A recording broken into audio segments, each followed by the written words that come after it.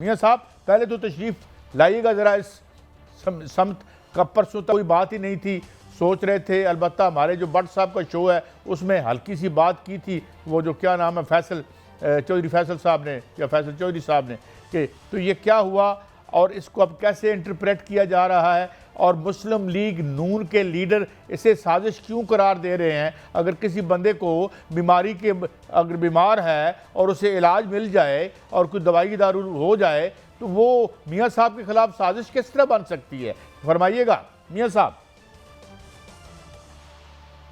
देखिए कायद साहब, इन तमाम पहलुओं पर को अहाता करूंगा। और जो पहले आपने फरमाया कि सिस्टम कोलैप्स हो गया है, अब ये हमारे वज़ीर दाखिला ने कहा, उनको तो अवार्ड मिला है और बहुत से सिस्टम के लोगों को अवार्ड जो है वो इसका ऐलान हो गया है। पता नहीं वो कोलैप्स हुआ और उनको अवार्ड क्यों दिए जा रहे हैं। दूसरी बात सर, आज बड़ा फैसला आया है सुप्रीम कोर्ट का, इसमें कोई शक नहीं।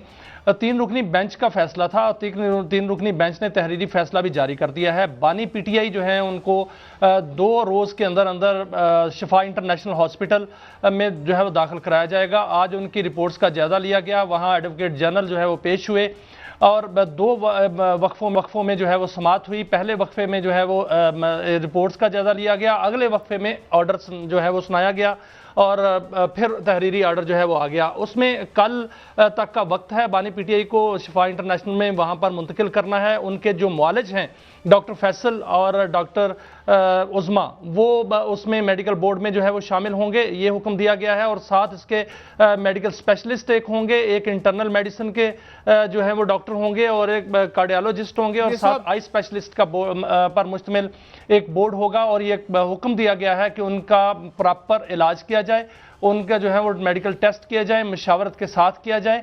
लेकिन ऑर्डर में ये लिखा गया है कि 16 सितंबर तक ये तमाम अमल मुकम्मल करके अदालत में जमा कराया जाए। ये नहीं लिखा गया ऑर्डर में, मैंने नहीं देखा कि 16 सितंबर तक जो बानी पीटीआई हैं वो क्या हॉस्पिटल में ही रहेंगे या उनको ट्रीटमेंट देकर और उनका जो है वो उनकी रिपोर्ट्स देकर उनको वापस मुंतकिल किया जाएगा।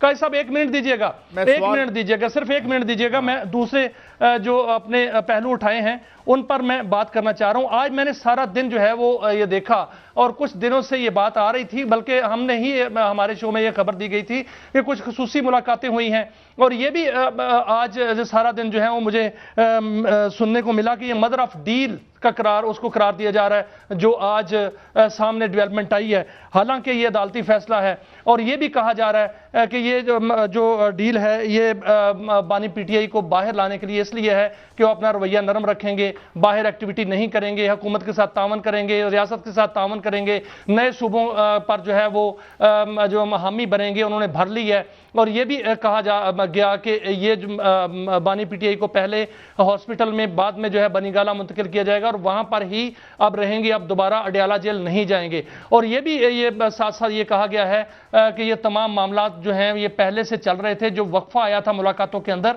उस दौरान जो है वो अब तक जितना बखसूसी मुलाकातें हुई हैं और बानी पीटीआई जो कि पहले 2 दफ़ा डील्स पर आ चुके थे लेकिन वो डील से पीछे हट गए, अब वो डील पर जो है वो मुकम्मल तौर पर उन्होंने हामी भरी और फिर उसके बाद ये डेवलपमेंट शुरू हुई है। हालांकि खालिस्तान ये अदालती मामला जो है वो सामने आया है और अभी तक जो मेरी इतलात हैं ये सारी अफवाहें हैं, ऐसी कोई बात नहीं है। लेकिन बात की बातें जरूर हो रही हैं कि ये बाकायदा तौर पर डील जो है वो हो चुकी है और ये डील आगे चलेगी। यही आज देखें ना, आज जो नासिर भट्ट साहब हैं, कायद साहब, उनसे पूछा गया तो उन्होंने इसको साजिश करार दे दिया। जो राना सनाउल्लाह हैं वो मुबारकबाद दे रहे हैं, इसके अलावा जो तारिक फजल चौधरी हैं वो भी मुबारकबाद दे रहे हैं और वो कह रहे हैं कि ठीक हुआ है, जो यही असल रास्ता था। और जब उनसे पूछा गया जो वो हैं आबद शेर अली, तो उन्होंने कहा कि बिल्कुल ठीक है, कोई तब्दीली नहीं, पहले उनको वहां पर ले जाया जाता था पिम्स और अब उनको शिफा इंटरनेशनल लाया गया है। पिम्स जो है वो G8 में है, ये H8 में है, नजदीक ही है। लेकिन डॉक्टर की जो रिपोर्ट्स हैं वो उसके मुताबिक फैसला किया गया है। अब देखते हैं कल तक मुंतकिल किया जाता है, आगे क्या होता है। मैं अर्ज करूं, देखें बात सुन, अभी चंद दिनों की बात है, हम बात करते थे यार कोई रिलीफ देना चाहिए दे दो, नहीं 9 मई 9 मई 9 मई, यही राणा साहब कहते थे, यही बाकी तारिक फजल चौधरी साहब कहते थे।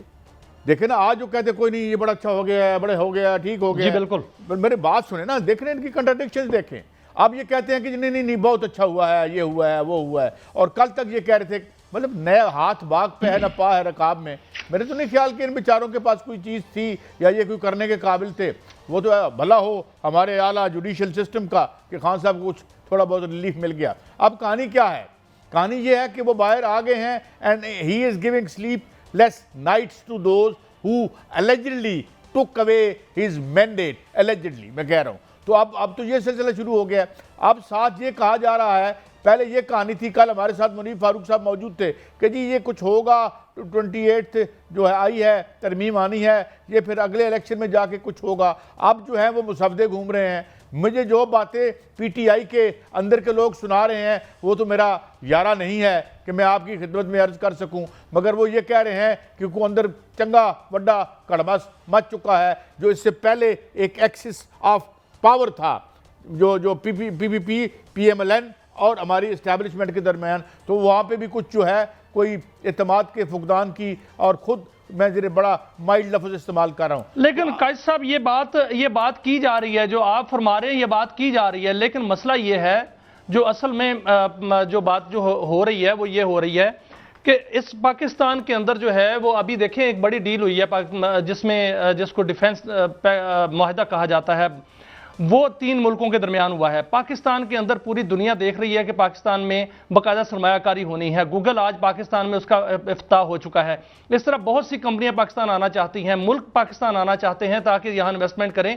वो क्यों नहीं आ रहे? वो इसलिए नहीं आ रहे कि यहाँ अनरेस्ट है, यहाँ पर सियासी कशमकश है। और ये कहा जा रहा है, ये कहां तक दुरुस्त है मालूम नहीं, कहा यह जा रहा है कि जब 3 मुल्कों का जो है वो मुआहदा हुआ तो तीनों जो सरबराहान वहां पर मौजूद थे, जिसमें मोहम्मद बिन सलमान, शहबाज शरीफ और तैयब उर्दवान हैं, वहां पर भी जो है वो कुछ इस तरह के इशारे मिले कि जो पाकिस्तान के अंदर जो है वो सियासी कशमकश जो है वो ख़त्म हो, अनरेस्ट ख़त्म हो, यहाँ पर जो है वो बाकायदा तौर पर निज़ाम स्मूथली चले ताकि पाकिस्तान के अंदर जो है बाकायदा ये इन्वेस्टमेंट हो। और इसके पीछे बैकग्राउंड पे देखें कायद साहब कि अगर बैकग्राउंड में देखें, आप माजी में देख जाएं तो नवाज शरीफ के साथ जब ये मामला हुआ था तो नवाज शरीफ को पहले हॉस्पिटल लाया गया था और हॉस्पिटल से वो बाहर चले गए थे, अदालत ने ही उसमें जो है मुदाखलत की थी। और 17 दिन पीछे चले जाएं, 17 दिन से लेकर अब तक बहुत सी निशानियां जो है वो नजर आई हैं। 17 दिन के अंदर अंदर ये निशानियां नजर आई हैं कि जो सीएम केपी के हैं उनके भी बारे में कहा गया कि एक मुलाकात हुई और उसके बाद उन्होंने 27 सितंबर दे दी, जो कि बहुत लंबी तारीख थी। और उसके बाद ये कहा गया कि वो कहा नहीं गया बल्कि ये नजर आया कि वो इस्लामाबाद में मुसलसल मौजूद है। उन्होंने एक मुतालबा किया कि हमें सिर्फ रसाई दे दें, हम उससे पीछे हट जाएंगे। और साथ साथ ये है कि मुलाकातें शुरू हो गई इनके अपोजिशन के साथ। अयाज सादिक साहब जो हैं वो आमिर डोगर से मिलते हैं और उनको मुज़ाकरात की दावत देते हैं। अब जो हुकूमती वफ्द है वो अचकज़ई साहब के पास जाता है और उनको जो है मुज़ाकरात की दावत दी जाती है और उनके कहने पर इलेक्शन कमीशन के 2 मेंबरान की तकर्री के पेशरफ्त हो जाती है। और आज भी जो है वो उनके साथ जो है मुलाकात का प्रोग्राम था और वजीर आजम उनसे मिलना चाहते हैं। ये सारी डेवलपमेंट किस तरफ चल रही है? और साथ ही देखें पीपल्स पार्टी भी जो है वो उस तरफ जो है वो बात करना चाह रही थी। तो ये बातें आहिस्ता आहिस्ता उस तरफ जा रही थी ना, वो इशारे जो है वो मिल रहे थे। बैकग्राउंड भी यही कहता है हमारा। और डील का जो तासर है उस तरफ जो इशारे कर रहे हैं लोग, वो भी उसका भी बैकग्राउंड देख लें। 24 नवंबर 2024 को जब यहाँ पर धरना होना था और यहाँ पर जो है वो एक लॉन्ग मार्च आना था, गंडापुर साहब ने लाना था, उस वक्त भी डील की बात हो रही थी और यहाँ तक हुआ कि डील हो चुकी थी। सर सिर्फ एक सेकंड, उससे पहले भी एक अटेम्प्ट हुई और उसमें भी डील हो चुकी थी। और जब ये आया कि बानी जो है वो वीडियो जो रिकॉर्ड कराएं तो वहां से बानी जो है पीछे हट गए। तो मामला तो बहुत पीछे से चल रहा था। और एक और है कि जो सर एक और निशानी बताऊंगा, फिर आप रहनुमाई कीजिएगा। एक निशानी बताऊंगा, जो बैरून मुल्क बैठे भगौड़े हैं उनसे भी आपने देखा कि पीटीआई की लीडरशिप जो है उन्होंने बाकायदा लाताल्लुकी का इजहार किया। और वो क्यों, ये किस तरफ उस तरफ मामला जो है पहले ही ये शराइत थी कि ये किया जाए और वो हो रहा है। मैं ये कह रहा हूं कि ये जो पहले दिन तशरीफ लाए 3 प्रोग्राम्स में एकदम से यहाँ हीरो ज़ीरो हो जाता है और ज़ीरो हीरो हो जाता है। ये जो हमारे केपीके के सीएम हैं एकदम से आउट ऑफ द ब्लू तो नहीं आ गए ना टीवी पे।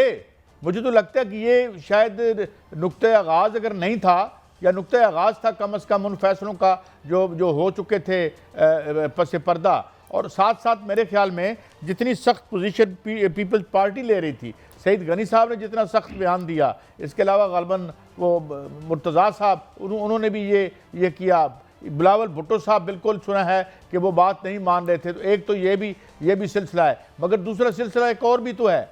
अरे भाई ये इतना बोझ कब तक उठाए रखे रियासत? यानी देखे ना जो परफॉर्मेंस थी, जो परफॉर्मेंस के हवाले से बात की थी आके वजीर दाखिला साहब ने, वो तो आपके सामने है। आज फिर मेरे ख्याल में पैटर्न बड़ा है ये। और इसके अलावा आप जो सोशल हमारा जो सेक्टर है, और जो खुद पीएम साहब ने आके फरमाया हमें जो कर्जे के औसाफ हमीदा और उसवाए हसना गिनवाए कि कर्जा बड़ा अच्छा होता है, फिर बताएंगे अनएम्प्लॉयमेंट बड़ी असल में काजी साहब ये जो बात है ना सर, नहीं यार सुन लेना, फिर ये भी ये कहें बिल्कुल कि जनाब सर, नहीं यहाँ जो है ट्रीटेबल डिजीज से मर जाना जो है इससे बड़ा अच्छा। और कर्जा कदों अच्छा होता है यार? किस मुल्क का कर्जा अच्छा होता है? और खास तौर पर वो कर्जा जो कर्जा लेकर आप कर्जा अदा कर रहे हो। तो मतलब ये शायद लायबिलिटी भी थी, मे बी ये एहसास हो गया हो